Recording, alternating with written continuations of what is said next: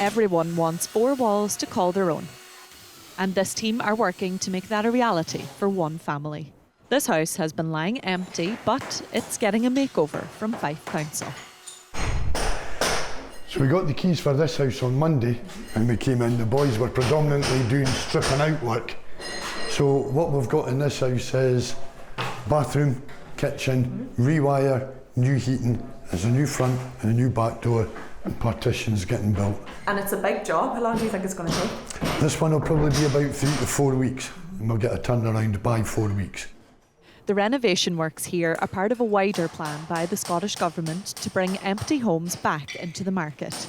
It's a 3-bedroom, so it's a family home, so it'll be allocated to a family, and from that we hope to create a chain of allocations. So we have a property chain and somebody will move into their home and somebody will move finally into their home.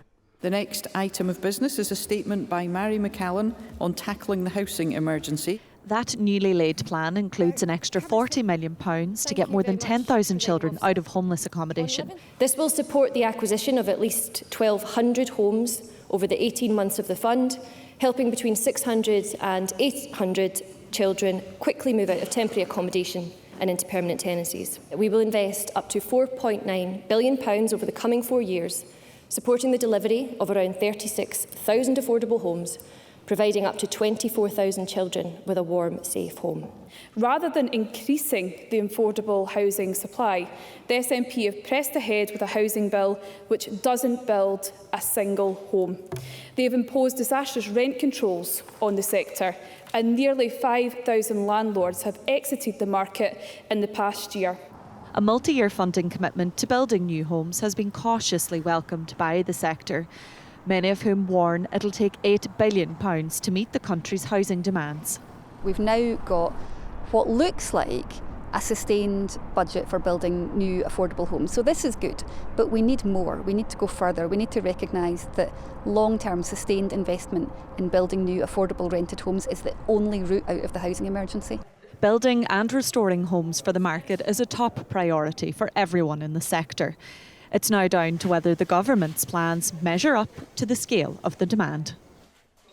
Vanessa, how significant is this announcement today? Well, it's the first update we've had from the Housing Secretary since this issue was elevated to, quite frankly, one of the most senior levels of government.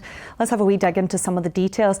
Now, councils have been asked to consider whether they could turn the temporary homes that they now have into more permanent ones. So, Kellyanne, we've been reporting on families who've been stuck, if you can believe it, for years in what's meant to be a temporary home. So tonight, I suspect that will be welcomed by then, as that could, if this goes ahead, give them that welcome stability they need. Now, you might also have heard of AWAB's law in England, and now that's a timeline for landlords to repair mould and damp within their homes. That's tragically after a toddler died after being exposed to mould in his home. So that will ultimately improve the quality of housing stock if that's also brought in next March. And what's the reaction been today? Well, it's been coming in within the last hour since we've been on air. As you can imagine, some of it's quite mixed. Widely welcomed is the reaction to mid-market homes not being subject to rent controls when they come in, potentially by 2027. However, Living Rent, who are Scotland's largest, tenants union, they're not happy because they're saying that's going to create a 2-tier system, protecting some tenants and not others. I'm also getting a sense tonight, while there are some welcome moves here, there's a suggestion the scale of this plan doesn't meet the scale of the emergency. All right, Vanessa, well, look, thanks very much for keeping across all of that for us. Thank you.